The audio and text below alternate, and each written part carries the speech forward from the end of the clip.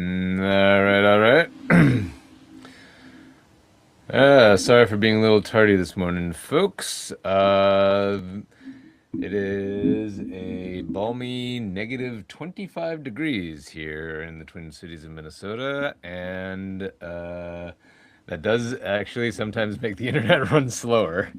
So, yes.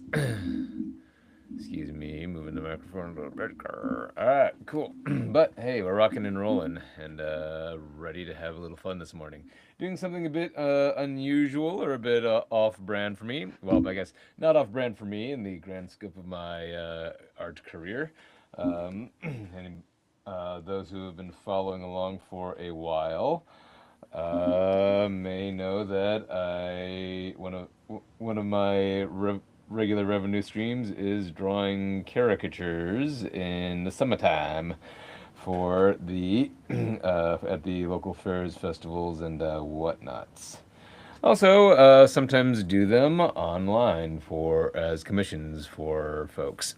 so, so today, I'm gonna move the microphone. Sorry, and I'm sure that sounds great. There you go. So, yes. So what I'm gonna do today is show you just kind of generally how that works. I'm going to maybe talk a little bit about the difference between drawing caricatures in studio and digitally versus drawing caricatures live and in person. And I'm going to, yeah, just talk about some of the basics about things like likeness and exaggeration and what have you. So, yeah, and also, w- so, these folks are regular customers of mine. They get their caricature done for the holidays every year. And so, yeah, I just thought it'd be fun to include them in this and uh, so that y'all can see how this is done. And so I do like to use a bit bigger brush for when I do caricatures because it kind of accentuates a bit more of the cartooniness of stuff. Let's see. So yeah, usually when I'm working digitally, I do like a 50. I go as high as a 50 point brush. Let's see. Oh, we also almost forgot to mention. As you can see on the right over here, we have some Game of Thrones reference material because these clients requested a Game of Thrones theme this year. So, with all that out of the way, let's get this ball a rolling. So, when I draw caricatures live, I generally try to work from the top left here in kind of a zigzag in a Z formation, and this allow actually other way around. Start at the bottom left, and sorry, and then work my way up.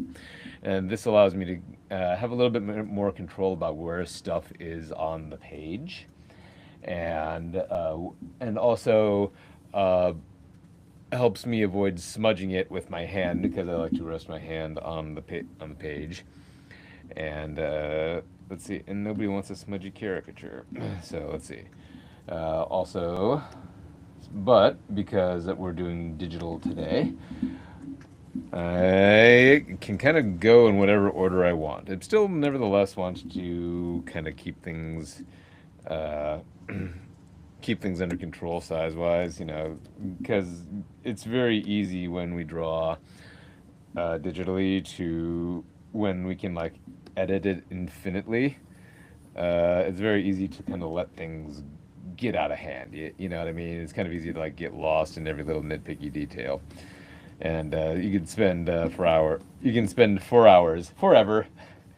Meant to say hours or and forever at the same time, but yes, you can spend 4 hours it's kind of it's very blue. It's a very bluey thing to say right there. I think I might have to incorporate that. But yes, so right now I'm just kind. If I were drawing live, I just kind of like maybe very lightly with a pencil, kind of like doing some placeholders, you know, for where their heads are at and where their bodies are going to be. And that's kind of what you're seeing here. Let's see. And then also because we're dealing with elements like the youngest wanted the request was for the youngest to be Joffrey. Gonna make sure we leave room for things like his crown or hats and stuff like that. And because Jon Snow has this big fuzzy mantle, his trademark big furry mantle, we want to make sure we leave space for that. Um, this is always fun to. This is always a little bit of a challenge to manage when one is drawing in a location like, say, South Dakota, where you got a lot of folks with great big cowboy hats, and so sometimes one must figure out how to place people on the page when one is dealing with big old hats. So. So that's the thing to keep in mind. All right, let's see. And away we go. I'm hoping as we do this, the stream stays good, just because, as I said, it's very cold here, and sometimes that makes sometimes it makes the internet sticky. Yeah. I don't know this for a scientific fact. I want to be quick to say, but it's as good as an explanation as any. So let's see here. Oh, so with this young gentleman here, I may actually start with a bit of a smaller brush, say like a 30-point brush. And let's see. So right now, I like to start with the eyes, and the young man here is very lashy. So gonna be trouble for the ladies someday, or the gents, whatever. It's all good. Let's see. So using a bit of a thicker stroke to kind of get his eyes in there. He's so paying attention here to both the shape and the spacing of the eyes. And let's see, doot doot doot, boop. And then then with a very thin line, doing the tops of the eyelids over here. So that is one of the principles of inking or drawing in general. Is you got to keep an eye on that hierarchy of line. You want to use very thin lines for fine details or fainter details, and of course use your thicker outlines for for defining details or heavy details. So you'll see here that I am defining the bridge of the nose very lightly here, but then like one of the places where you would want to use a thicker outline is the under part of the nose, you know, because for the shadows and that kind of thing. So then your nostrils here, and then so here, then let's see. You can see here he's got this little ridge where the nose bends backwards, because like noses are like pokey outy, right? So we're gonna define that a little bit here. And then more when I'm drawing caricatures live, I like to do these little score lines under there, so it has like a little bit of the elements of shading. Let's see. There you go. Now let's see. So now we're going to define his the eyes and a little bit more, pupils and such. And the young man here has very dark eyes. So we're usually, so we're going to, I'm going to cheat a little bit here. I'm going to do something that obviously couldn't do if I were doing this live. Just going to kind of fill in the whole area here. And, like include that little shadow for under the eyelids here. There you go. Clean that up. And then I'm going to take the thing that I couldn't do live, but I'm going to take advantage of the fact that we're working digitally here, is to add the little reflections there with the eraser tool. Boop, boop. There you go. And one of the things that I can do, that I prefer when I'm doing it live and with actual paper, is turning the sheet of paper, being able to twist the sheet of paper on my drawing board. rather than having to use the tool. It just feels a little bit more natural. Let's see here. There you go. Let's say, as you can see, he has lighter eyebrows, so I'm just kind of gonna leave that where they are. And then, do define the top of his lower lip, or his smile there. As you can see, he has a thinner smile, naturally. There you go. And then just again, very lightly define the top of the upper lip there. There. It's funny, some people tell me that looks like a mustache to them. But it's kind of like the way I was, it's kind of the way it came up and the way I learned. So again, one of the things that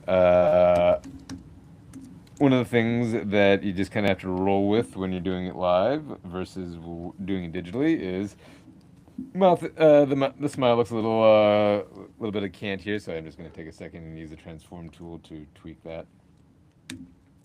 There you go.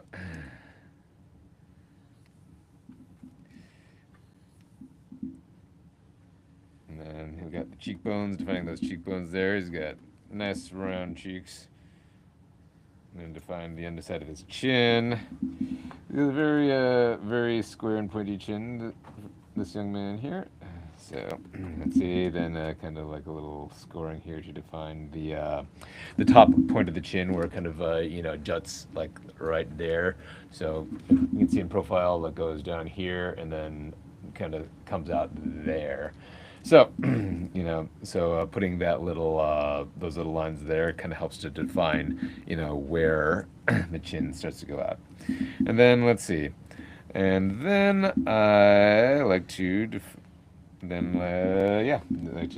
the jaw line. And we're using rounder lines because he's quite obviously up. There we go. There, and we're back. All right. Ooh, had me nervous there for a sec. Okay, so we're going to use softer, rounder lines because obviously he's a kid, and some basic character design stuff for you. We use rounder lines to make things look younger and softer and less threatening, and we use sharper lines for. Let's see. And use sharper lines for making things look a little bit more threatening, a little bit more, well, quite literally, a little bit more edgy. So, there you go. So then, all right, and so now we're looking at that hairline, going to define that as it comes around here. There we go. But because it's under the crown, I kind of wanted to do something fun with the crown here. I had that idea, but I'm going to save that for later. So then, let's see, you're going to see his ears there. He's got this little nubbins that happens at the top of the ears sometimes. I feel like I ought to know what that is called, but I sure don't. So we're just going to, I'm going to call it the little nubbins for today. Let's see. And then this is just kind of my formula for the way I do the interiors of ears, all those little folds and stuff like that. So I'm gonna just draw this quick here. So here's your ear, and my trick is this little whoop, doot, doot. There's the line, and it's, I guess, what is that? Kind of like I don't know, a 3 or a. I don't know. I don't know what if there's a thing that would call it, but just this little here, bump, bump, and then one there, and then one there, and then sometimes around there, and boom, it's an ear. Ear is one of those features that is it's not the part of the face that people look at for recognizability, so you can kind of just flub it, really. In my character designs for say the Canon Evangel or Impure Blood or whatever, I do pay attention to what kind of ears people have because it kind of becomes a little bit part of the character. So in Impure Blood, for instance, Dara has like roundy or sticky outer ears. That and that's like a little bit of a an accentuation because she typically wears her hair um, tightly pulled back, and that has the effect of making people's ears look a little bit bigger sometimes, or in the same way that like if somebody has a shaved head, that would make their kind of create the visual effect of their ears standing out a bit more. Whereas, if somebody has like a fuller hair and such, that kind of makes the kind of hides not necessarily hides, but blends the size of the ear back a little bit. Let's see. All right. So anyway, so we wanted it to be. The request was for this young man to be Joffrey down here, and so I have my reference here. I'm gonna pull that up a little bit, and okay. So I have a confession to make, kids. I was never actually that big of a Game of Thrones fan. I know, blasphemy, I'm sure, but I I watched 7 seasons and just kind of kept waiting for it to grab me, but it never really did, and like it was one of those things where just okay, well I'm kind of committed now, and then and then the 8th season dropped and everybody hated it, and then I'm like, whatever. And I realized that I didn't really care if I saw the rest. So, and you know what? It's fine. Let's see. So yes. So anyway, I will say the costumes are gorgeous. I mean, just like look at these costumes over here. These are fantastic. Like, I mean, I know Joffrey was like a turd and stuff, but I want that outfit. I'd just wear that around the house. Like if it's like bedtime, let's just wear that. Kicking around. I think very nice evening wear. It looks comfy. Like I think a lot of uh, I think I think a lot of costumery doesn't yield to the fact that people need to wear this stuff around, and like do normal human things while they're wearing it. So I think that is a thing that costume designers, well, character designers and costume designers need to keep in mind. So, anybody who's heard me talk about it for any amount of time knows that I loves me some Final Fantasy, but there definitely hit a point. Let's see, at 12, like around 9, 10, 12, where it's kind of like, who would wear this? You can't wear this in real life, you know. So love 7 though. I think that's kind of like the peak character design, at least for my money.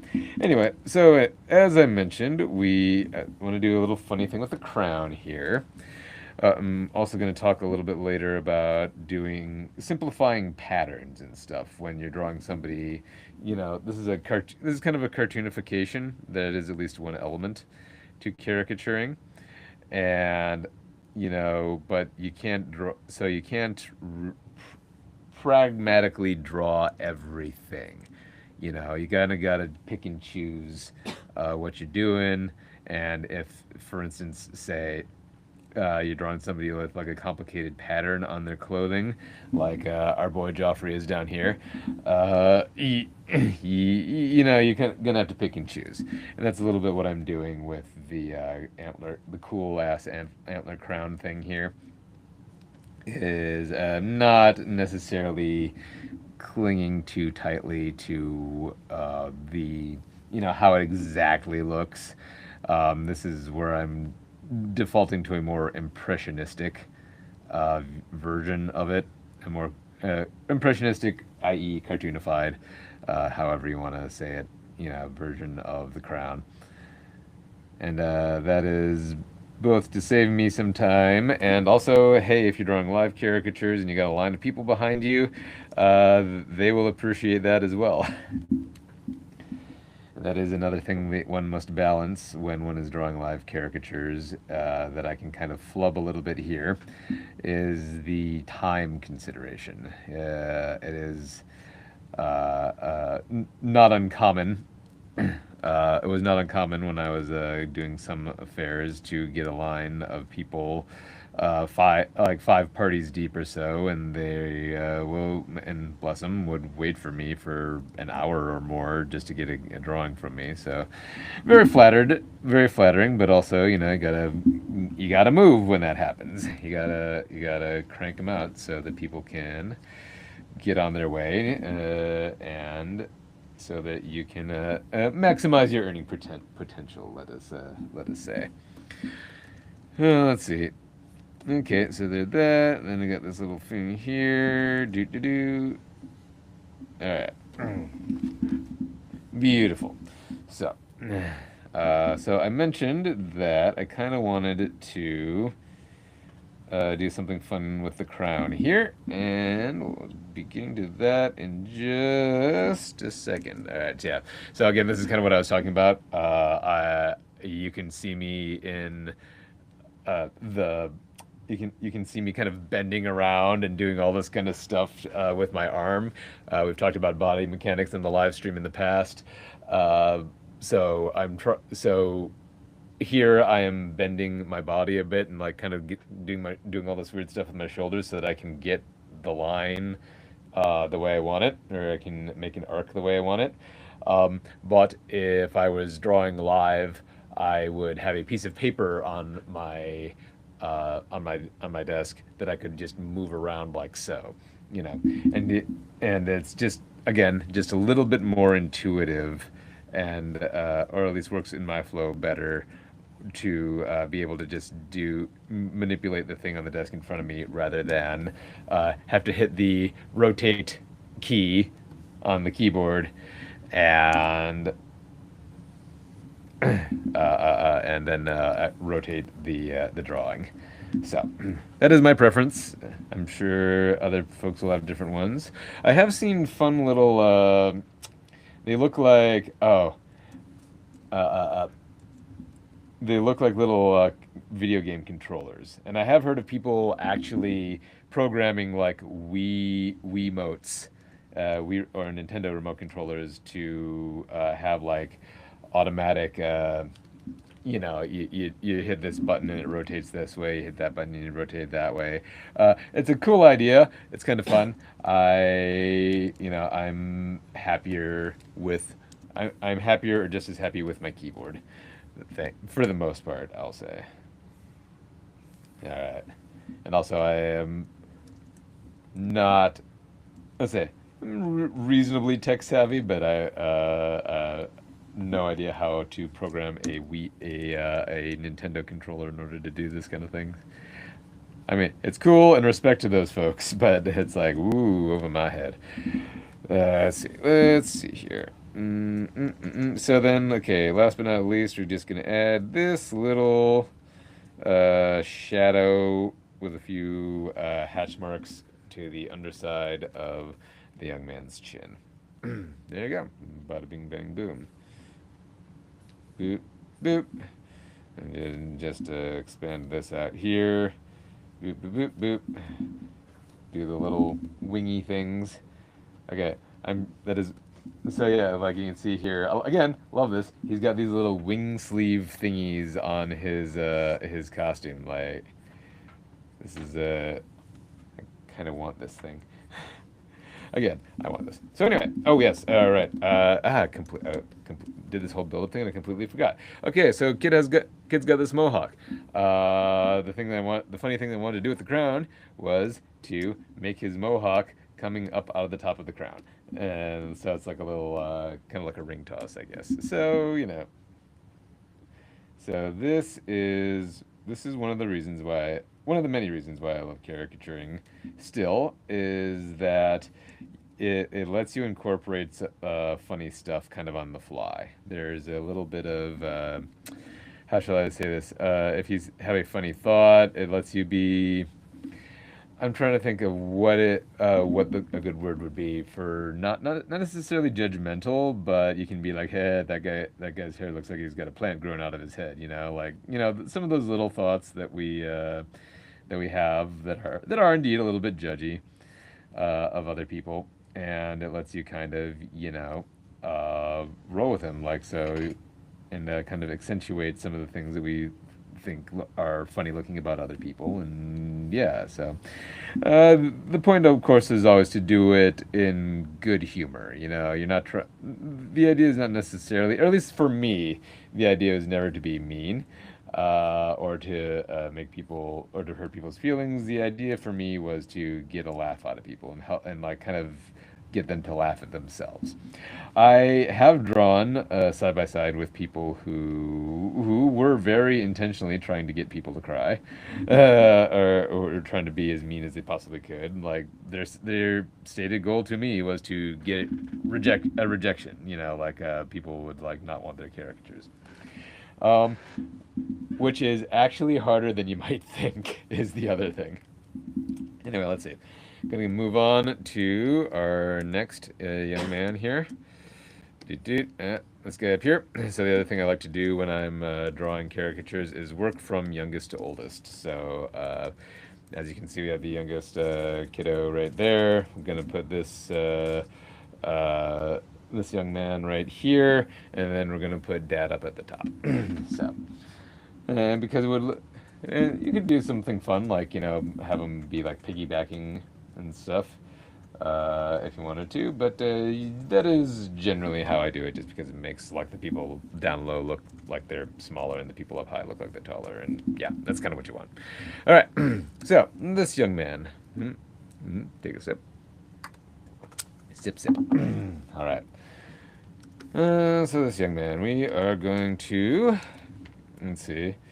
Again, I like to start out with the eyes and work my way out. Let's see. He's a little bit squintier, or at least he is in this picture. And that's it. That's it.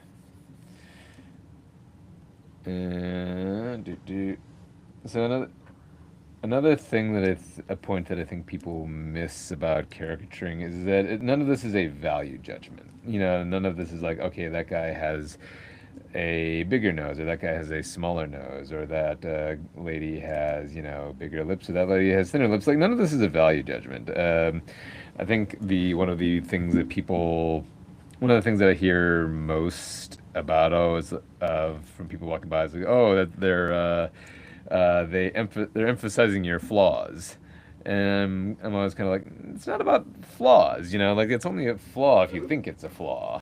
Or rather, if that were true, people who have quote unquote flawless faces, like whatever attractive celebrity, they would be uncaricaturable. But it's more about like what makes a person distinct and unique looking.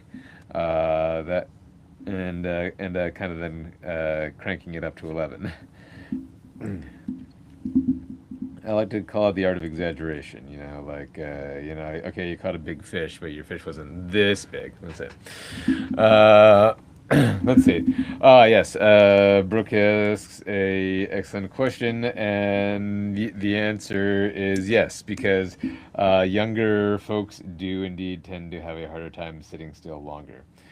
Uh, on average, though, I should also say I have had many adults in the chair who sat still less well than their children did. Like and it's always a little bit funny to me when they spend the entire um, spending the entire time sitting there drawing them, and when the kids I'm drawing their kids, they're always like, "Look at the man! Look at the man! Look at the man!" And I'm like, "They're doing fine. Just like let them be." But then it turns to be switches to their turn, and they're kind of like, trying to look everywhere but at me.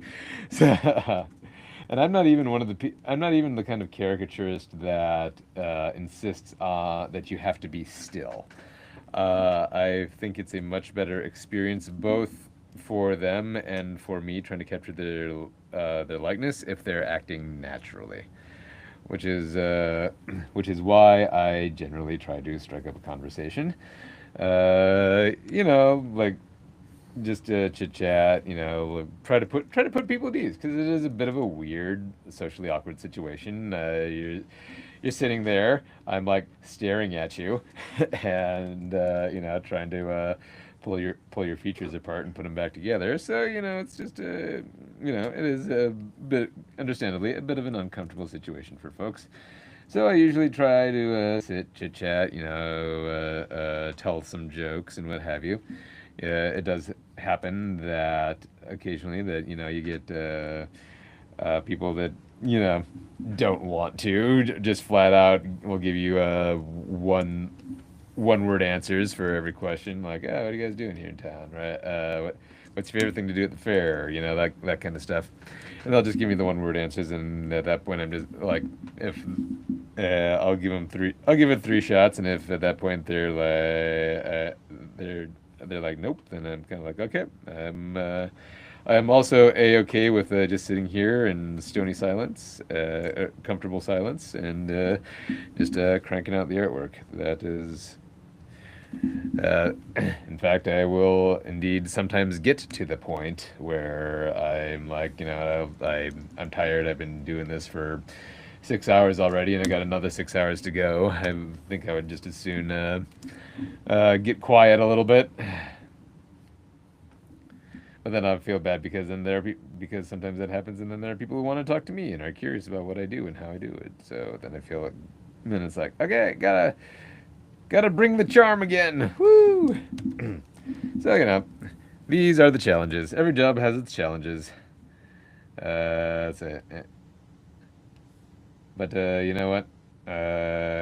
From the folks I know who work in office buildings, I am comfortable making the assertion that uh, my worst day drawing caricatures is probably better than their best day working in an office somewhere. So there are many trade-offs, pros and cons of everything. There you go. All right.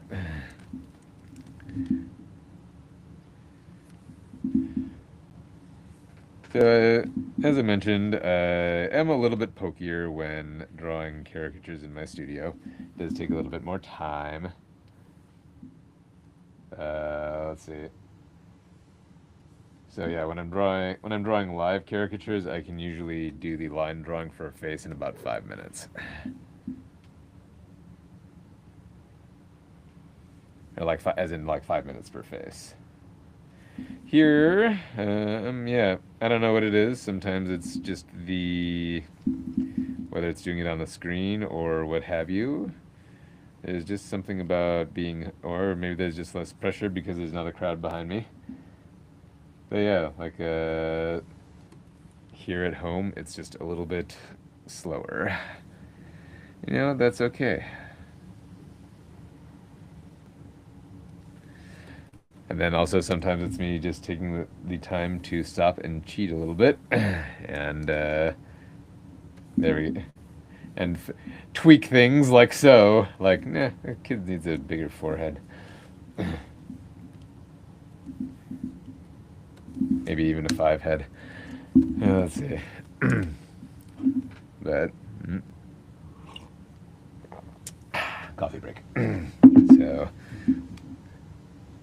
I have to say my favorite caricatures to draw, they're not necessarily have anything to do with the people's face. It's when you get like family or friends standing behind me and watching the drawing happening, and they're all cracking up.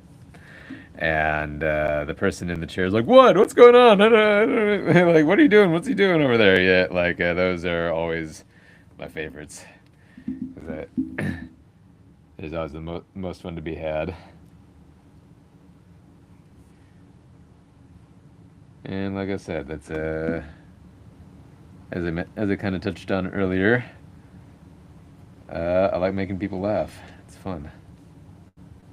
Gives me a good feeling.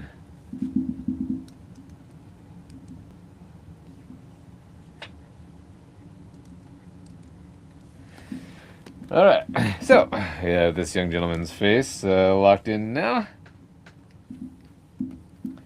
Let's see. I am going to. Let's see. Let me double check. Yeah. Okay. So this our first young gentleman does have a bit. Well, he has a light, dark brown hair. So I'm just going to, excuse me, darken up some of these areas as well, just to accentuate that.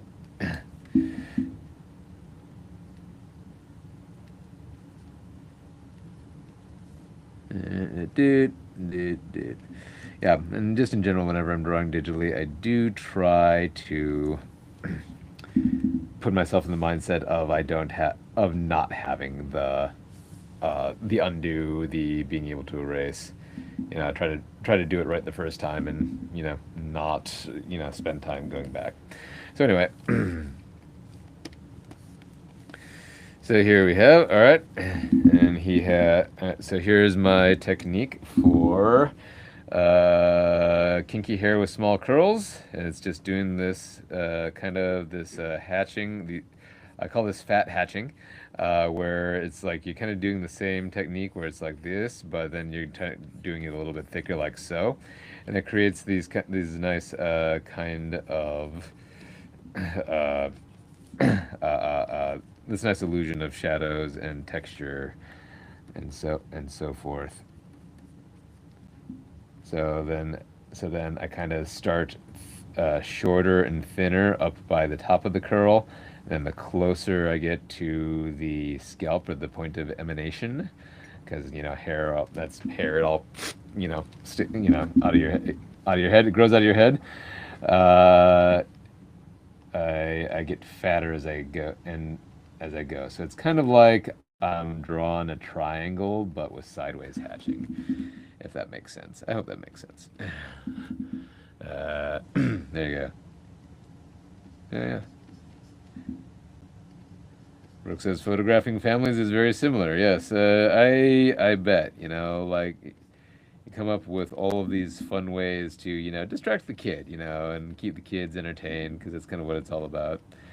I always think, I always think like clowns would make great photographers, but then I remember that some people are scared of clowns, so that might not go great. Although drawing caricatures at the fairs and the festivals and such, I have made the acquaintance of many many fine clowns, and they're always like such nice folks, like they got in it because they like me, they like making people laugh. And I always feel a little bad when when they come across somebody who is a scared of the clowns, and because yeah, that's like kind of like the opposite of what they're wanting to do there. All right, so we have Jon Snow, who I'm given to understand knows nothing. So, okay, so now his costume is the fun part. Again, we got the big trademark mantle here. And here I'm just using some like quick swishy strokes here to kind of do the fuzziness. This is kind of how you do fur and fuzz also, by the way, is you get like short strokes for short hair, then long strokes for long hair.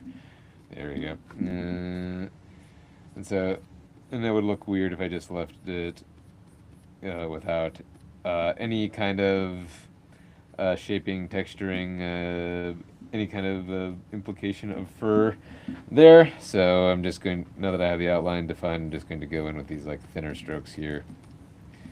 And, just kind of define some of the fuzziness or the floofiness of the mantle. So,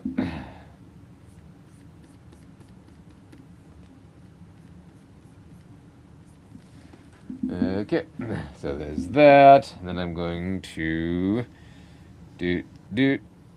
draw his collar here. And define his collar. Remember, here's that under the chin, shadowy thing.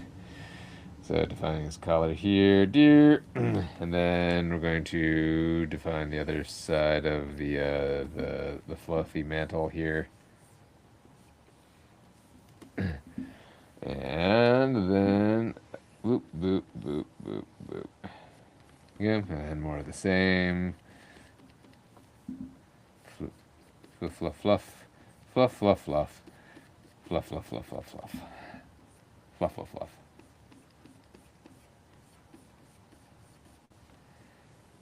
There we go. Alright. There's that. And then let's see. Then we have his. We're gonna do the. He's got covered by his cloak thing here. So we're just gonna decide the other side of the cloak. And let's see, a little bit of overlapping here for effect. Shoulder there, and then to. Oop, I'm gonna do that. Yeah, see that? Yeah, you caught me. I did an undo. I did an undo. There you go. I need to stop doing that. And then I'm gonna see. All right. Again, so in keeping with in mind what I would do if I were doing it live, I got this little thing here, this little nubbins here that's sticking out over there, overlap the line a little bit. So if I were doing live caricatures, I just do that and I kind of swallow it up and make it look like. I say that is really that's kind of everything when it comes to doing live art uh, is basically just looking like you made rolling with whatever you did and making it look like you did it on purpose. Okay, so that's one side of the cloak, other side of the cloak, boop, boop, boop, boop. I mean, I think that's a lot of art in general, really, live or not. Doot doot, cloak.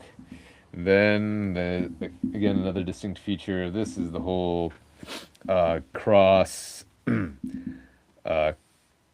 chest, the X of the straps there, the crossing of the straps on the chest there. So again, when you're doing caricatures, I don't have to get every perfect detail, but like the big impressionists, okay, there it is. That's what I'm trying to say. The things that leave the biggest impressions, whether it's facial features, whether it's patterns, you want to pay attention to what makes the biggest impressions when you look at a face, at a clothing, at a whatever, and lean into that. And that will let you cartoonify. And he's got this little belt down here. Dude. Okay. Actually, I'm going to take it. All right, so now I'm going to cheat again, take advantage of this. All right. I'm going to have a little boop, boop, boop. Going to do the sword. The little trademark sword with the wolf's head on it. Again, for whatever other things that I dislike about Game of Thrones, such distinct character design and such distinct characters. I very much appreciate and respect that. And I'm going to do a fun little, let's see, gonna do a fun dog head there, and he's gonna be panting. He's gonna have a little doggy smile there. And here's his nosy. And okay, gonna. So, and then. There you go. Nosy. Doggy nosy.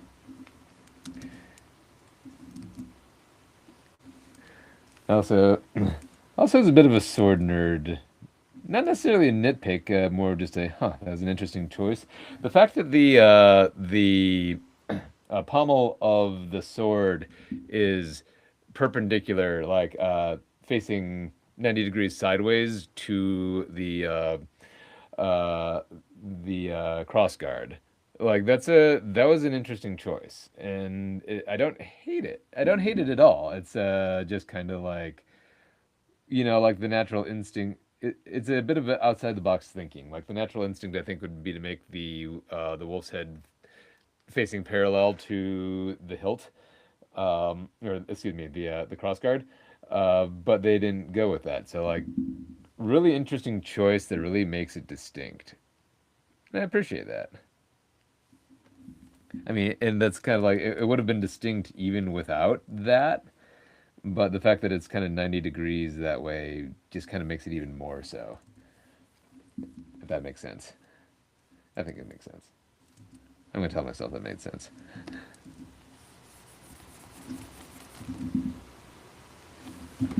So, yeah. All right. Got his sword peeking out there. Alright, get the, I see the little belt cross wrap thingy. Oh, boop. Boop. That's it. Boop. So here's a little cheat I do when I'm working digitally. Select that area, and then it can just boop, pull that all the way across there. Don't even need to worry about overlapping. So yeah, I'm gonna use a few cheats, as you can see, in case you haven't caught on to that already.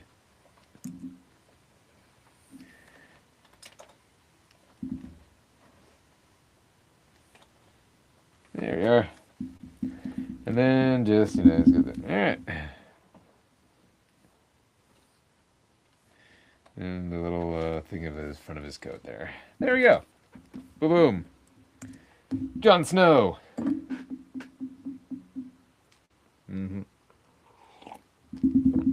All right. And last but not least, our patron of the thing. So here's the thing. Normally I ask for. Let's see. So he's wearing a hat here, right? Normally I ask for no hats, or rather, no, no. It's not that I won't draw hats. If I, yeah, all right. Putting the thoughts in order for a second. Sorry. So I draw what I see. So if you're wearing a hat, you're gonna get in a hat in the picture. Is usually how I do that. Um, uh, the In this particular instance, it causes like a little bit of a hiccup because gentleman in the reference photo is wearing a hat, and the character does not wear a hat. There you go. Pedro Pascal, everybody. Let's see. Anyway, yeah. So if most other cases, I would ask for another reference photo of him without the hat, but because these are folks that I've drawn for years and years at this point, I I have enough of a memory of what he looks like without the hat, so I'm going to roll forward with that. There you go. Cool. Any questions? No? Cool. All right. Let's see. I'm gonna kind of roll forward with what I know his hair looks like usually, or what it has looked like in the past. I admittedly do not know what his hair looks like in 2025, but yeah, like I said, I feel comfortable. I feel comfortable in this instance rolling forward with it. So again, starting with eyes, and we're paying attention to eye shape. So here he's got like a flat. So this is what I mean by eye shape. Like this young man here has kind of, excuse me, kind of this almond eye. So it's a little bit flatter, rounder on the bottom, but a little bit more archy, rounder on the top. Gentleman here has kind of the opposite, flatter on the top, rounder on the bottom. And so that's what we're going to do over here. Deet, deet. And again, minding the spacing between the eyes. Caricaturing is also quite a bit about measurement. So we're starting from the middle, but then we're just kind of constantly measuring outward. So here you can see he's got like about the space, like relative to his eyes, he's got like a little space there. So measuring. Then we're going to measure. Okay, so his eyes start here. We're going to kind of go here in relation to his eyebrows. We're going to kind of go here.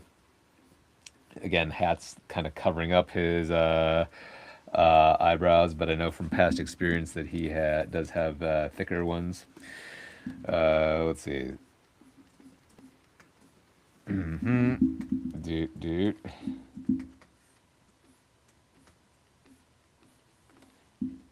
There we go. And again, so now we're looking bridge of the nose in there. Now we're gonna let's see. Kind of looking at where the shape of his, or how the circle of his irises, his pupils hit the tops of the tops and the bottoms of the eyelids there.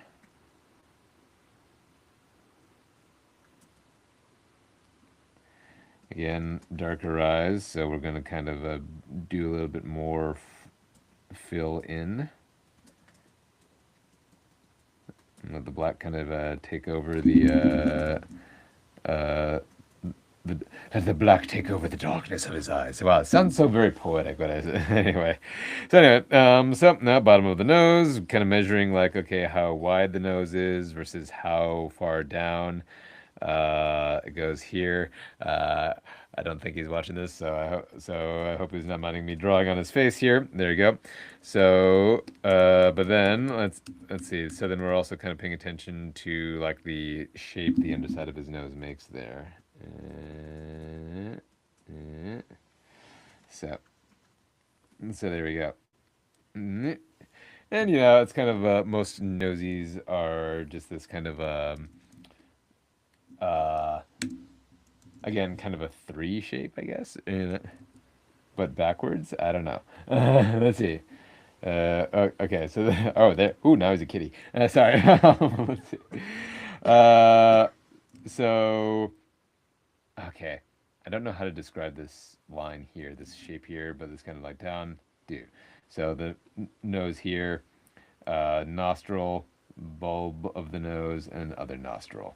So it's all, so it all kind of has this different variation. So, you know, like again, it's all relationships. So it's all about relationship to the features around it.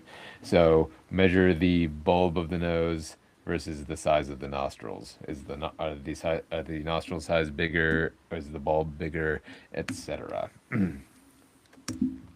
Hope that made sense. So yeah, again, I like to put this little line, these little scoring on the underside of the bulb of the nose here because it kind of pushes that back a little bit and creates a little bit of dimensionality. All right. Underside of the eyelids. Then let's see. No, same idea here with the mouth. Kind of I'll talk about in just a second when I can free up some bandwidth on my brain. So yeah. So again, the little pointy thing like in the middle, versus, you know, how far, like, is it sharp like that? Is it round like that? Is it, you know, again, it's this kind of humans just always seem to have this this shape, you know, that pointing down, there we go. So which is why you can just kind of make like, ooh, you can just be like, oh look, it's two dots and downward arc and downward arc. Oh, it's a face. There you go. Human brains are fun. And let's see. Fuller lips on the top here, top of the lip. Let's see. So one of the little things I like to do sometimes is to define the teeth first. So and say it's not super pronounced, but he's got like his canine pokes out like a little bit there. So I'm just gonna give him a ever so slight kind of overbite. Not like I'm, you know, really leaning into it or anything like that. Just kind of like it's kind of there. So like it is for when with small children, it's fun when they have like, you know, their teeth are all little kid teeth being all over the place. And you can kind of like have some fun with that. And the parents usually enjoy that. I do wonder how many children I've traumatized over the years.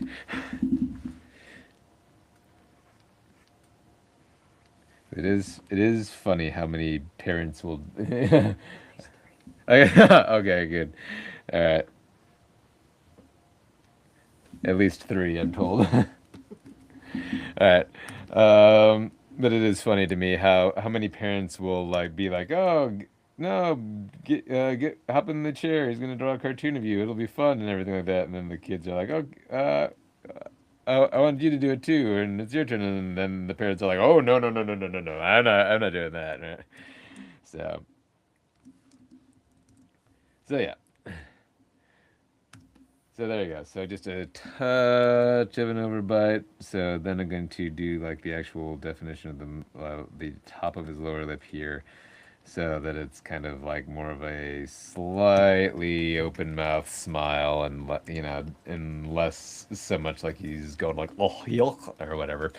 So yeah, you gotta be sensitive about these things. Got to pay attention to what's going down on the paper or the screen in this case. And so he also has a more pronounced chin.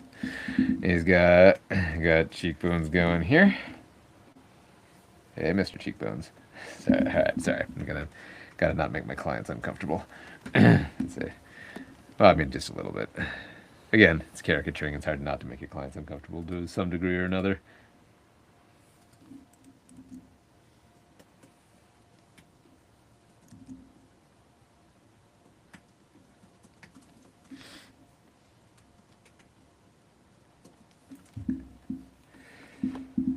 And then again, his top of the chin there.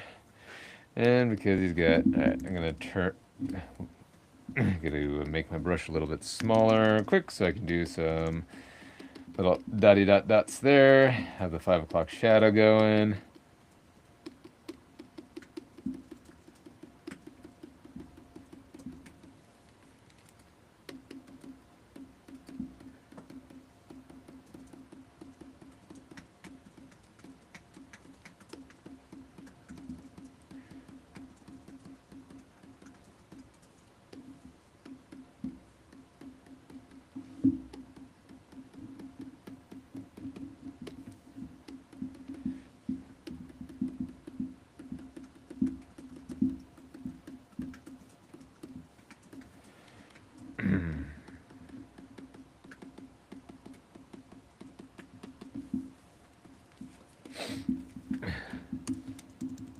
Doot, doot.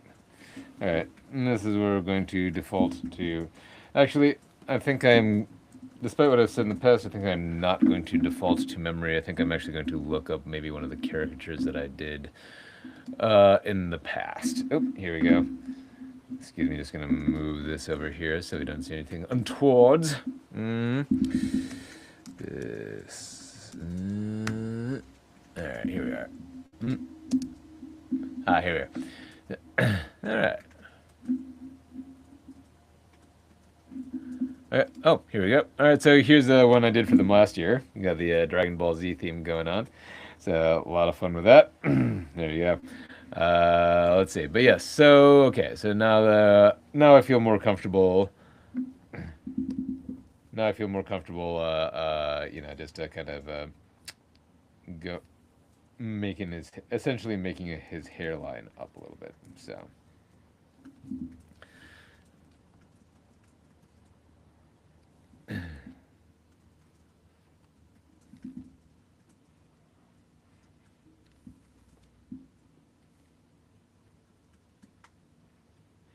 In the ears, just doing something like this, woobity woo here, do to do. All right, that. I also noticed from less visible in this one, but I also noticed from the last year's caricature that he has this mole here, which was less visible in the picture here. Yeah, there, right there. So that, add that in. Boop, right there. Easy peasy. Burr.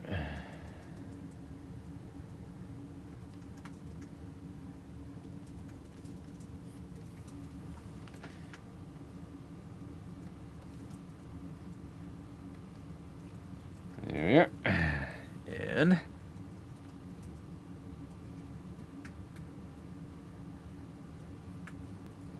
again, for the tight curls, kinky kind of hair,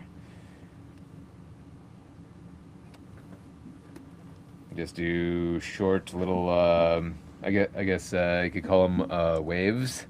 Yeah, like just the same way you would do waves if you were drawing water. Like the little kid cartoon books. All right, and then boop ba and cool. Then we're gonna zoom in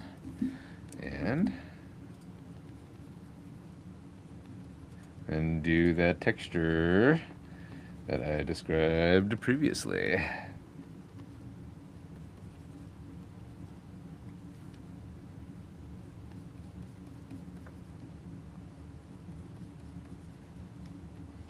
I'm going to thicken up the bottom line here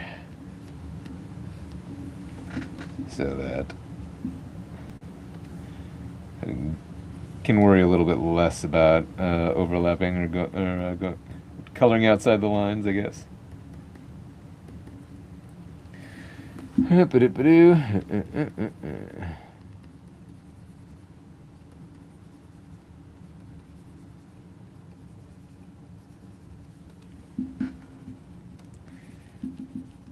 we go. And then just can flub it a little bit there, because like the white parts of the texture are not going to be as visible up around here. There. All right. All right. Now we do Mr. Martel's, Mr. Pedro Pascal's outfit here. Again, look at this. I want that outfit. Like, I want that jacket. That's. All right. All right. I'm hashtag jacket goals, I guess. And while I'm zoomed out and looking a little bit here, I'm going to define the outsides of his smile lines a little bit better. Yeah. Yeah. From a costume and character design perspective, I did like just such a treasure trove. Game of Thrones was.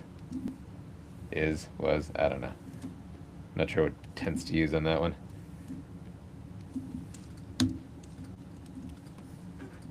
All right. So fix that up just a smidge. All right. Let's see here. All right. So neck, longer exposed necks as opposed to the high collars that most of the other folks have going on. And then I, once again, gonna cheat a little bit and select out here so that I don't accidentally overlap my lines. and then, yeah, kind of do this whole smoking jacket kind of situation here. And let's see, boop, boop.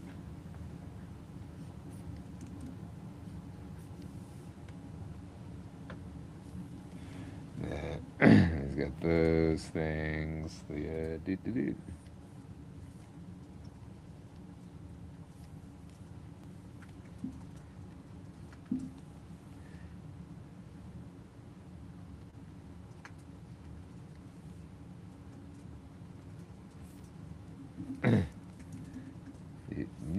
And there we are.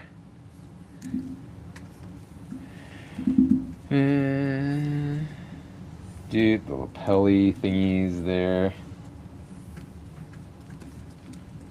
I'm gonna select down here also, so I can get that in there. Boop. I'm gonna move the line of the lapel over a little bit so that it's not, doesn't look like it's just an extension of the young man's chin here.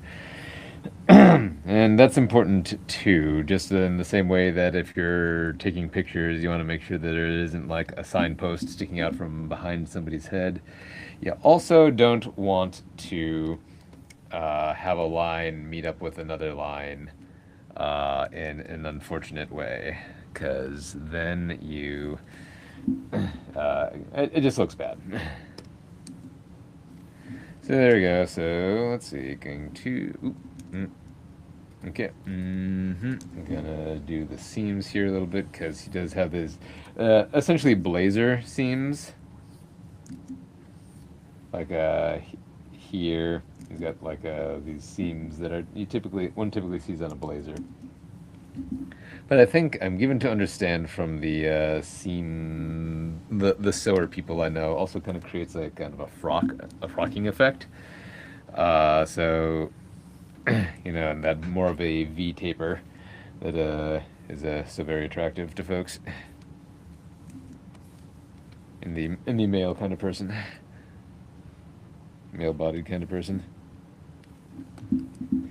So there we are. Boom, boom, boom, boom, boom. All right, looking good, looking good. All right. Boop, and boop, and boop. Then, once again, going to be gonna shore this up a little bit. And then, yay,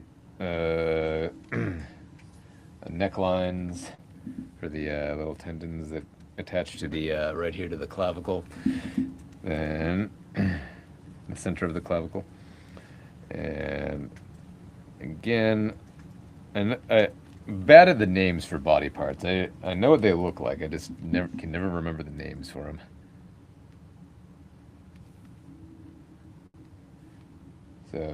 So usually whenever I do talk about stuff about body parts or whatever, I'm usually like, this little V shape here, like where it goes down like that. Or that little woobity woo, a three shape. Yeah, there you go. Okay, so I am informed by a highly reputable source that those are in fact muscles and that I am a Doomkopf. So, all right. Your sternocleidomastoid masticate bones. Yeah, there we go. Again, not sure what they're called. I just know what they look like. That is the important thing, and that is the most important thing in my line of work. Paid for that education. Gonna remember. Okay, as well you should. All right, there you go. All right, let's see. All right, so now, were I out drawing caricatures live, this would be the point where I whip out my airbrush, and start laying down colors. Let's see.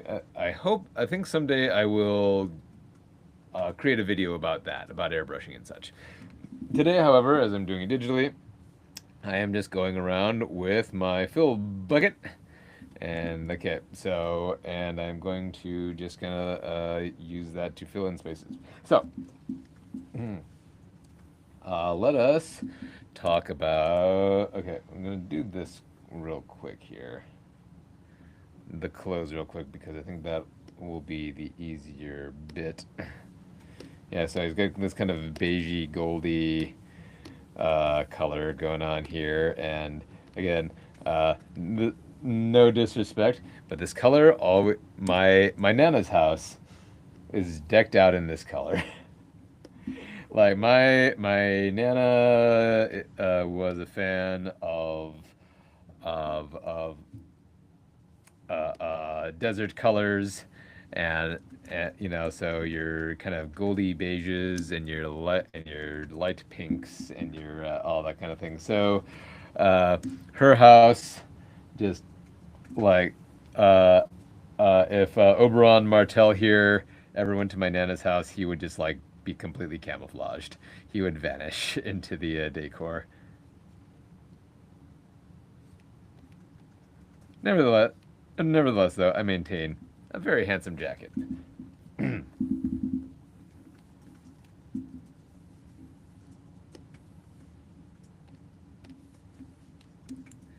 All right, where was I? Let's see. Boop-a-doo. Boop-a-doo. All right. And so I think this is how we're going to kind of handle the pattern here. So as you can see, he's got this floral pattern. Is that would one call that a, dang it, it's leaving my brain now. shoot, there's a word for it. And it's not. See, again, bad with the actual words for things. Um, shoot. It's a floral pattern where they have. Okay, that's not important right now. So anyway, he's got this floral pattern on his. It's gonna come to me in the middle of the night. I swear to God. He's got this floral pattern here. So I think we're rather than try to replicate that perfectly, we are just gonna kind of flub it with the just some swirly lines and stuff. Because again, this is more caricaturing is more about impressionism than a more about impressionism than 100% accuracy. It's the cartoonification. So I'm just going to draw all these swirlies like so.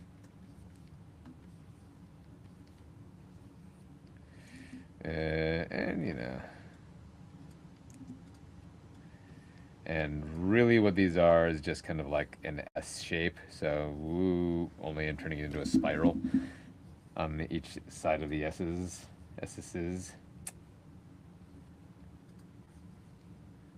Paisley, there you go. my new ringtone right there. It's just gonna be me shouting Paisley.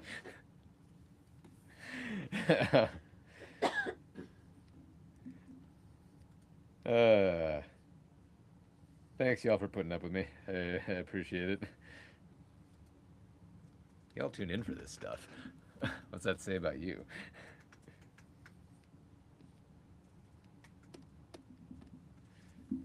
All right.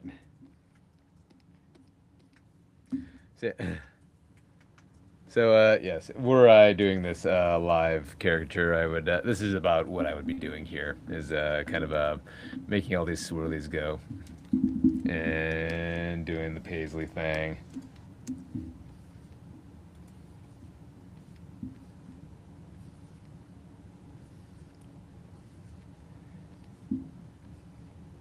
This is especially obnoxious because I live. Let's see.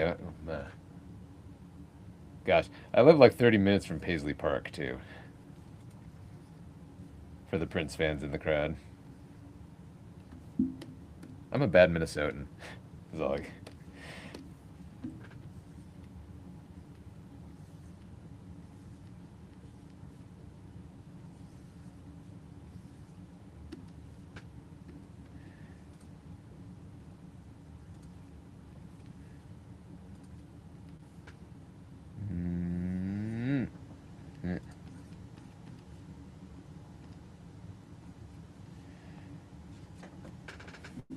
Let's see. All right. Okay, that. Going to color sample John. So with that out of the way, I can color sample Jon Snow's cloak over here using the Fill Bucket. That's his name, Fill Bucket. Thanks, Papa, and some of that stuff there.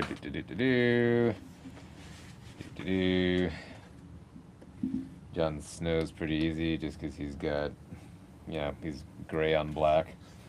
So rather than, let's see, what does that look like if I sample here? So, boop. Okay, it is slightly darker. I'm going to take that down just a notch here. Boop, boop. So, and then do the belts and scabbards and such down here. Boop, boop. And also, by the way, don't forget boop. Okay.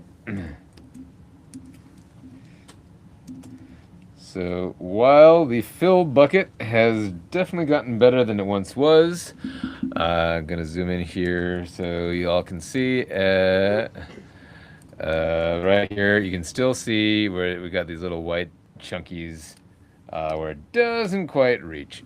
So for that, I just and this you run into a lot with when you do a lot of hatching or what have you, or you're coloring an area with a lot of hatching. So I'm just going to go around with the brush tool and just kind of patch those up, swish swash here, so you can see over here, right there and all this kind of stuff. So, yeah, just going to go in, fill some of this stuff in, just, because it looks crappy if you don't. And like it, and like you can see people that are just starting out with it, and it's kind of like kind of a sign that maybe you need to go back and look at it a little bit closer. Yeah. Then last but not least, young Joffrey over here. So I'm gonna take that lovely burgundy color and fill him in over here. Boop, boop, boop, boop, boop, boop. And I just love that color. Do. Okay, easy peasy. So, and it's I think more or less the same color than the brocade down here as it is up on the crown. So I am going to sneakily sample that from over here and then use, there you go, that over here.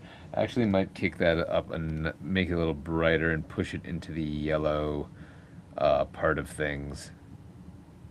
Yellow, goldy, orangey kind of thing, just to make it stand out a little bit more from Oberon's cloak here in the background. Because yeah, it's very similar color. So I just need hit the set, cranked up the saturation a little bit. Whoop, that was the wrong thing. Cranked up the saturation a little bit. And do so. There we go. So that looks a little bit better. All right. I think I am, however, going to use that more for the brocade down here. And again, this is one of those things where I don't necessarily need to, let's see, imitate this pattern perfectly. Okay, in fact, I think I'm going to use a little trick in which I'm going to set my brush to a 50% opacity and then use it. There we go. I think that looks a lot better, and it's a little less stark. Not a pun. No pun intended there. Let's see. There you go. So yeah. So again, just kind of trying to broad strokes imitate the pattern, as opposed to trying to imitate it perfectly. I have, again, in 20 years of caricaturing, I have never had anybody be like, you didn't get that, you didn't get that floral pattern, or you didn't get that Hawaiian shirt pattern perfectly, or I want my money back.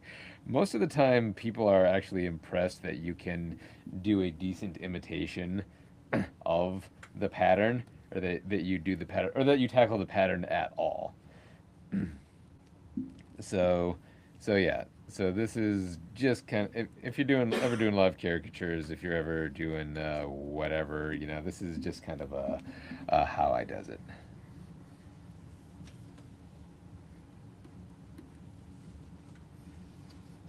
And recommend that you do it as well, because again, if you're ever doing it live, you will most likely have ideally, maybe not most likely, but definitely ideally have a line of folks behind you, all waiting for their turn. So you just kind of impressionize, cartoonify, get a sense for the pattern. And there we go.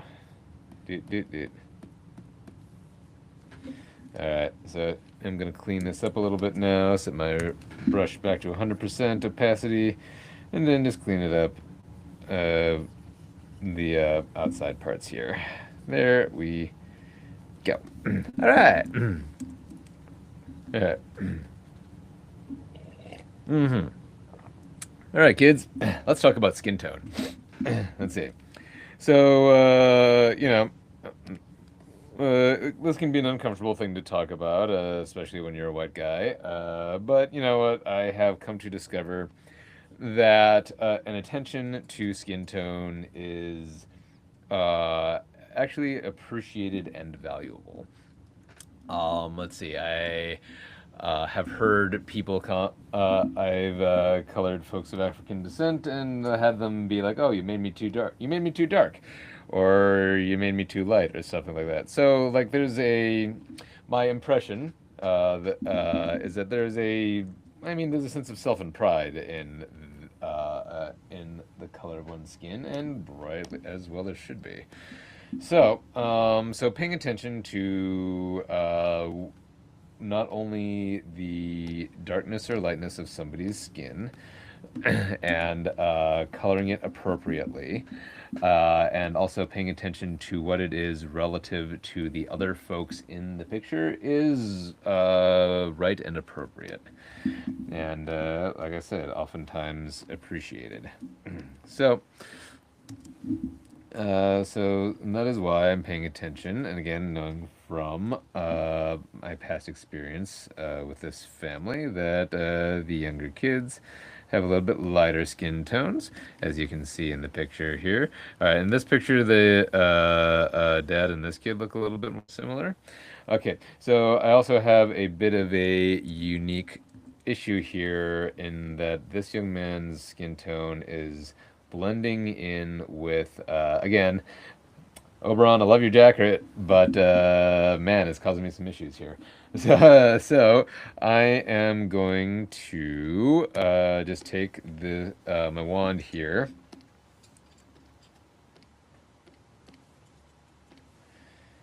And just kind of, okay, I'm going to untick the contiguous box and use this little bit of sorcery here. There we go. Okay, so the tolerance is just different enough.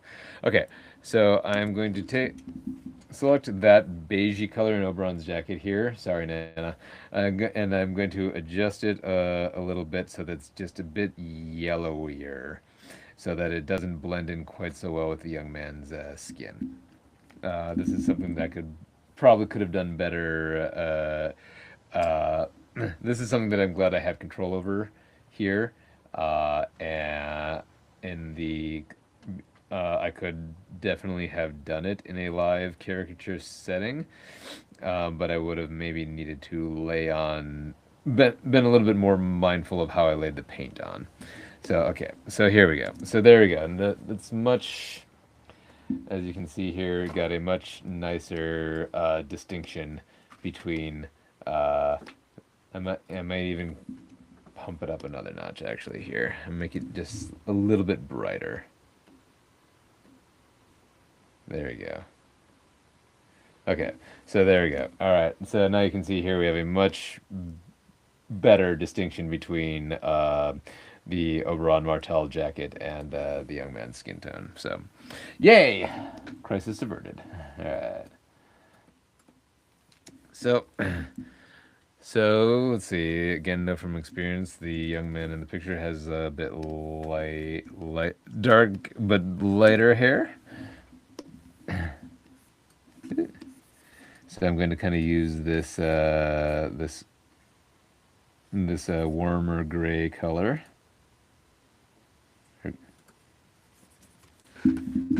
to fill that bit in.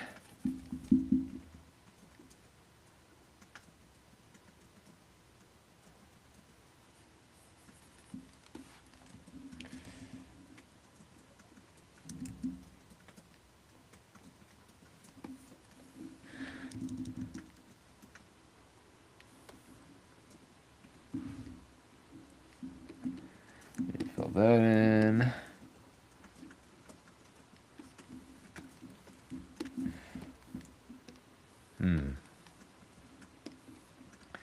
Then I'm going to use my paint bucket to fill in all those little doodads, although this is kind of the point where I'm like, maybe it would be easier if I just use the brush. How much time is this saving me, actually? Doot. I think it would really be kind of a wash, 6 of one, half a dozen of the other. But even so, I do need to use the brush to fill in some of these little peaks and corners here.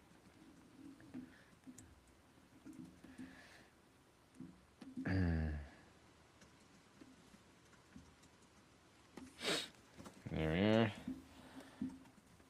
so the other advantage I have going on with the fact that it is digital is the fact that I can tweak stuff a little bit here and make things relative to and adjust things relative to what they are.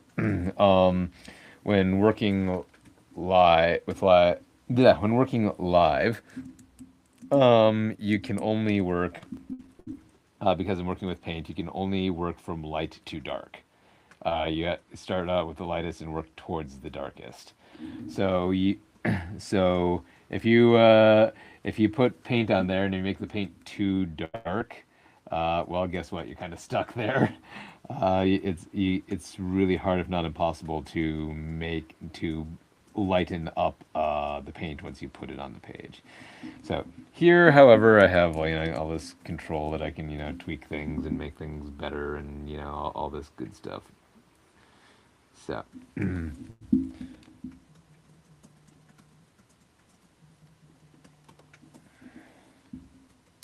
Boop.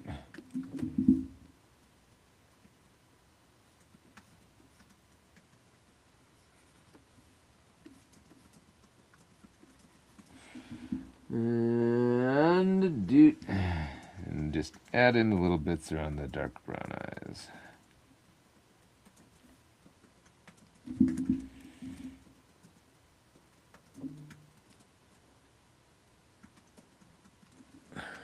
Mm-hmm.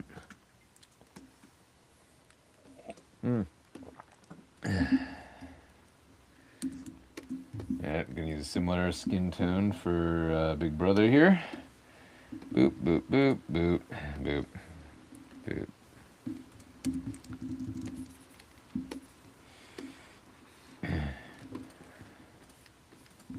Do.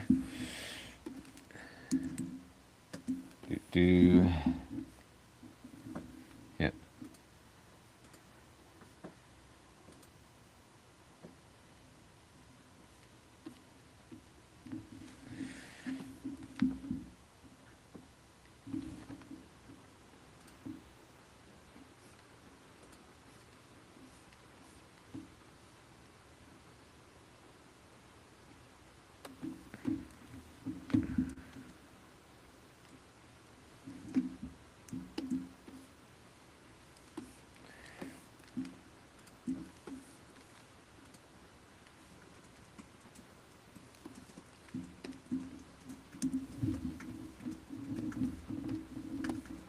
Okay.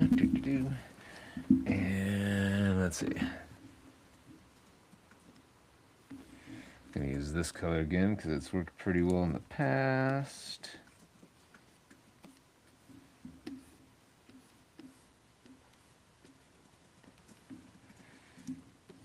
Didn't think to put on music today. I totally could have put on like the Game of Thrones soundtrack or something. Oh well. Then, and again, the gentleman up here. A little bit, yeah, let's say a little bit darker skin tone, but not like, super dark, I guess, or whatever. So, again, like it has more to do with the relative skin tone or the relationship of to the other people in the picture than anything else. So, like if you're drawing, three people and then two of them have and then like one has really light skin and then and then one has kind of medium and then one has a darker skin tone. You kind of want that to be reflected in the piece, you because I mean as a because it's not a surprise to them. I'm pretty sure they know it. So yeah, so just kind of making them relative to each other rather than like an objective skin tone color is more the way to go.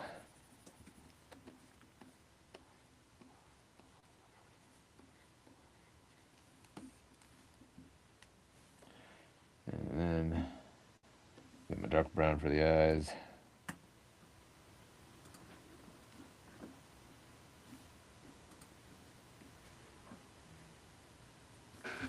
There we are. And then pull out the whites.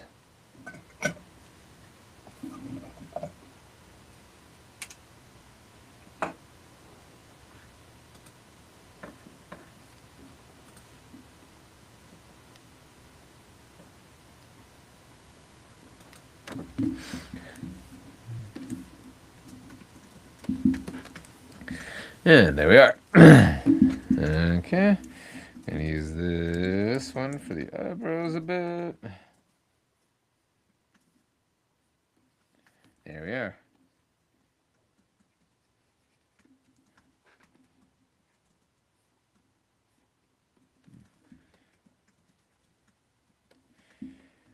And boom. Okie dokie. Alright, got our flat colors, got our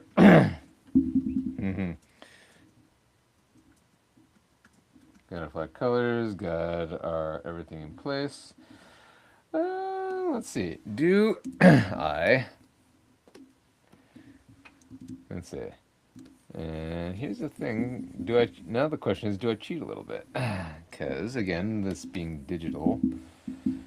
Let's see. The question I am asking myself is, do I want to like take like a picture of like a castle or something and put it in the background?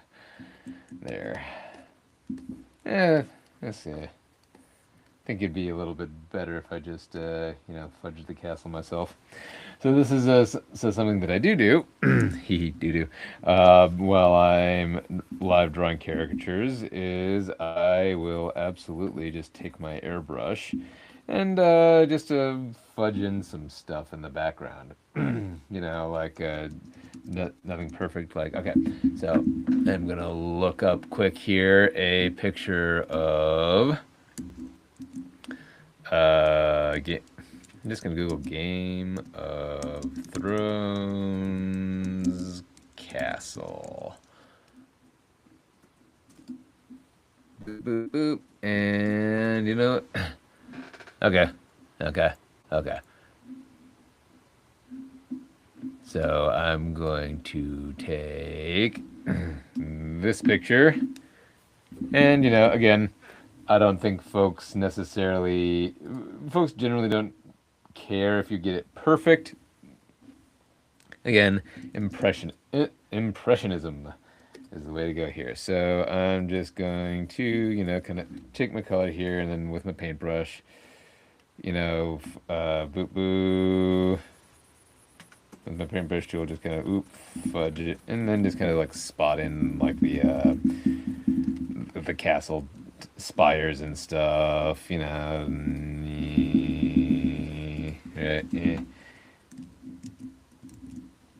Right. That's my sound effects for that right there.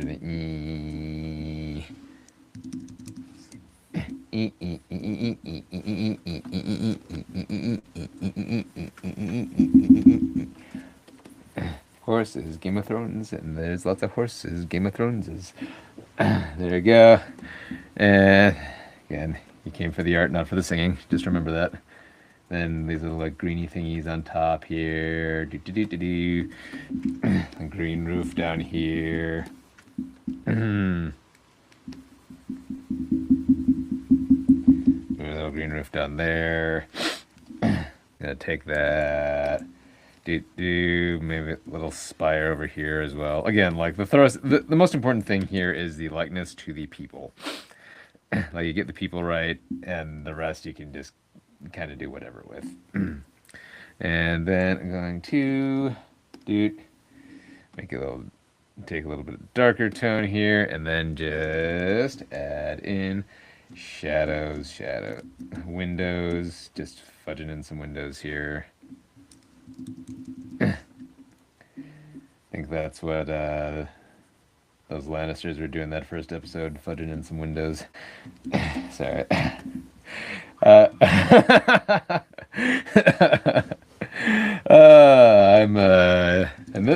this has been the last live stream I will ever do.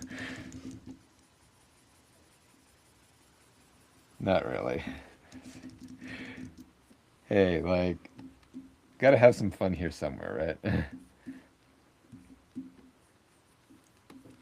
Yeah, right. Dude.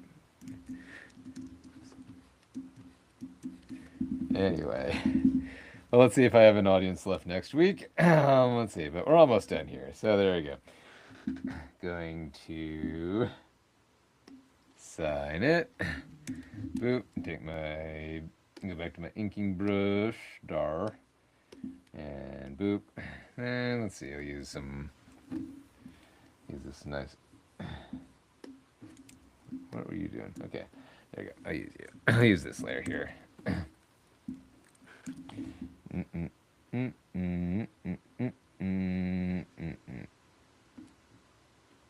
25 because I was asked to backdate it.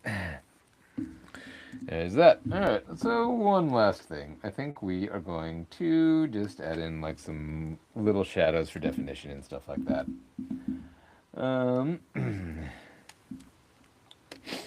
Because that is one of the things that I like about the airbrush is that it it's hard not like the airbrush is weird because it's hard not to create depth with it. Like even when you don't want it to create depth, it'll create depth. So it's like it's basically all gradients. So then the computer, ironically, has the opposite problem where you kind of need to go in and create some depth because if I just left it like, you know, flat colors, it would look flat and boring.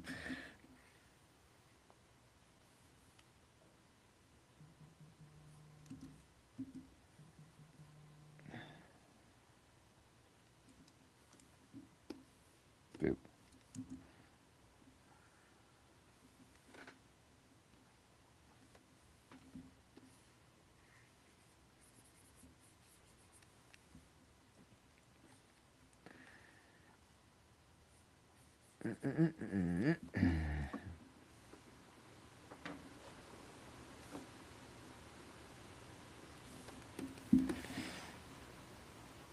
Just kind of here for the chin. I'm going to soften up those points a little bit.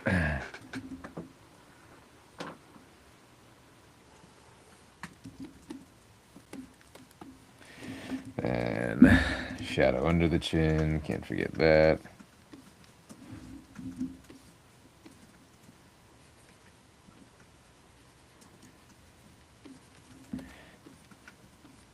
And then another thing I want to do, as long as I'm messing with shadows, is, again,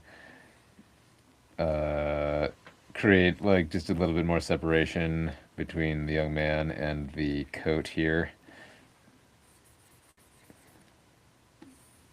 So I'm going to put his cast shadow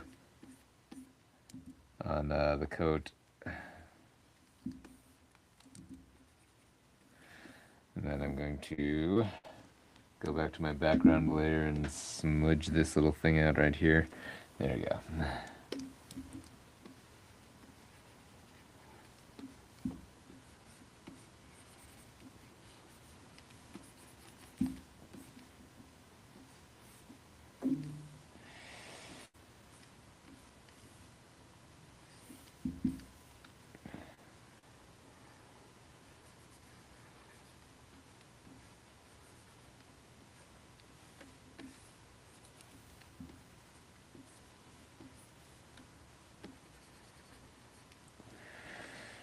Okay, boo.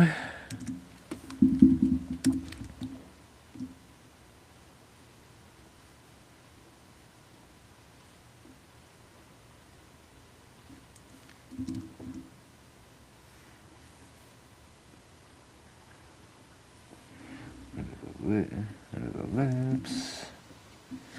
Again, I prefer a softer fade in with that, so I'm just gonna take the brush tool and erase the edges of it there. Kind of the smile lines under the cheeks here.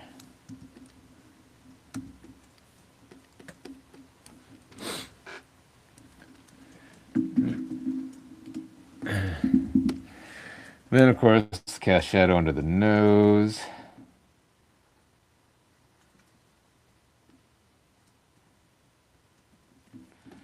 And under the eyebrows.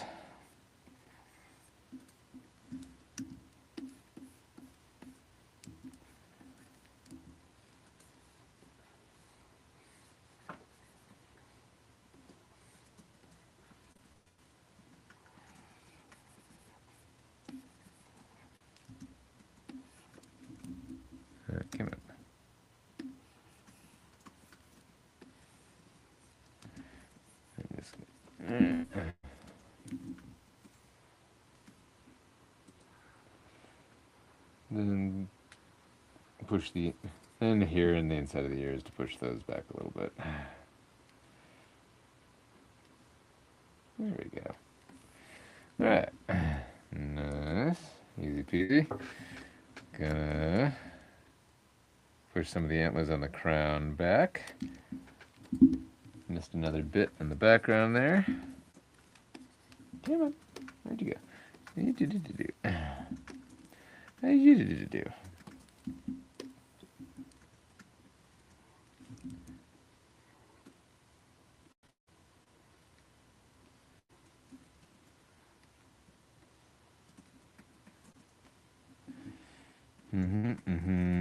Oh. Oh no. All right, there we go. There we're back. Little hiccup. You know, for 15 minutes to go, I was gonna say I don't want to jinx it, but yeah, Wi-Fi is held together pretty okay. Now watch it. Now watch it all crash. I'm confident. Oh what? You're confident that it'll I'm crash? confident it'll crash. Now that I said that it's been going off, and I've been working pretty okay. Yes, now I'm confident that it will crash since I said that.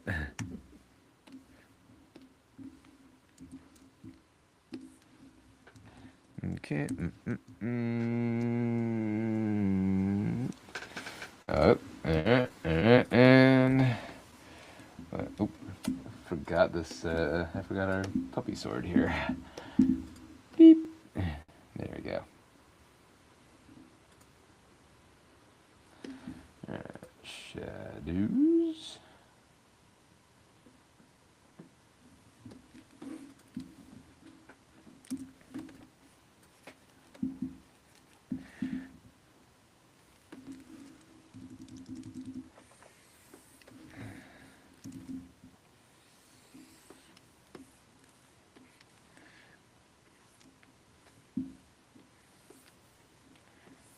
Under there, under there, under there. And I just like to do these some across here because it creates that kind of wrinkle effect in the fabric. Boop. Boop. Boop, boop, boop, boop, boo.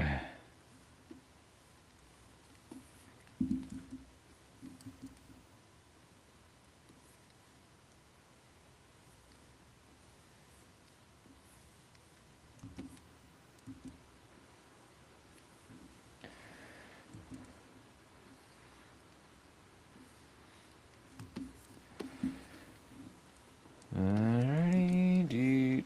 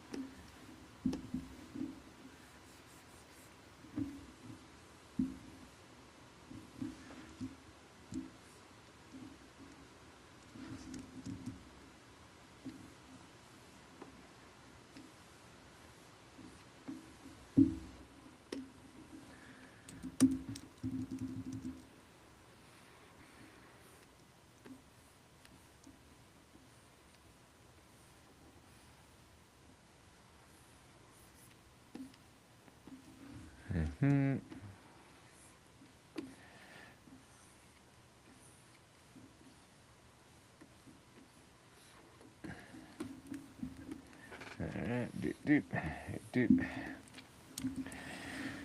And the same basic stuff goes here as well. So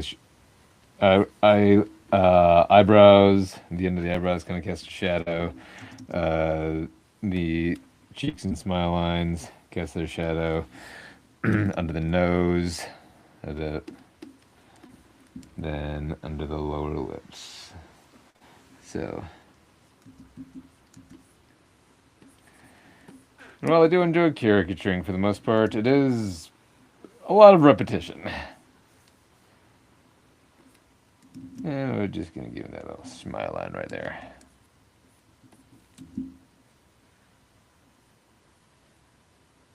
Color that there, because it's behind his head, because it's kind of in the shadow of his head. Get color in there.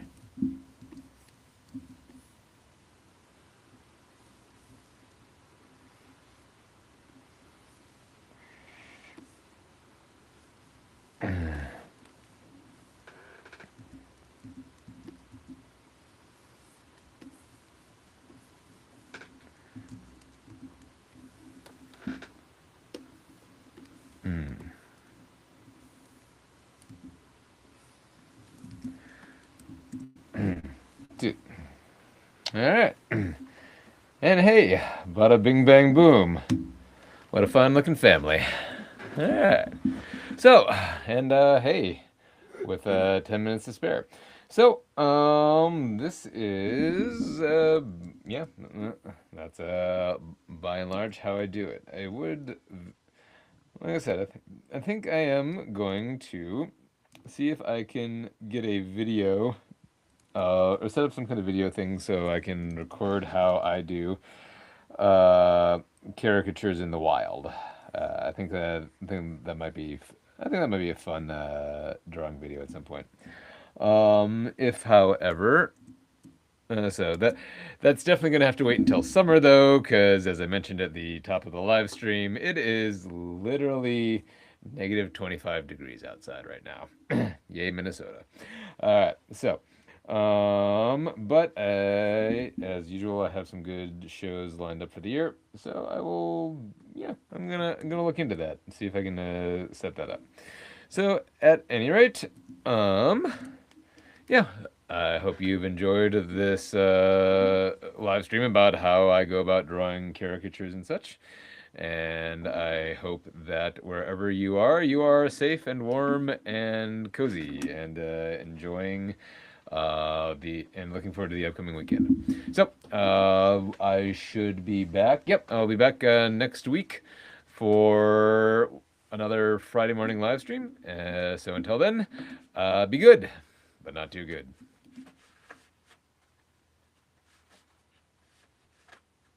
Yay! Good job, honey. Yay! Another one in the. I like my new watercolor pencils. Yay.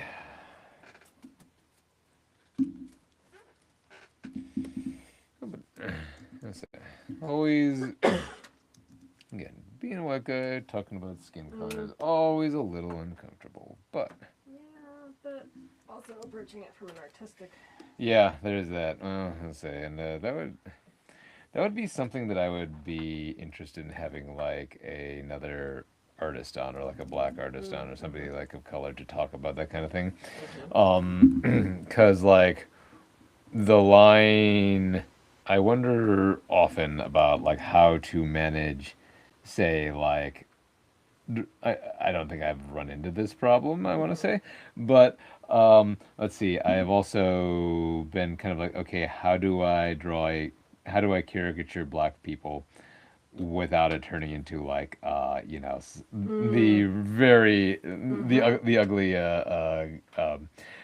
cartoons from bygone era. Right. So that, and I believe, so for my part, I believe that the way you do that is that you know, Really? you draw a caricature of the person in front of you, not a caricature of black people. Right. You know, Yeah. right? Yeah, Yeah, right. yeah.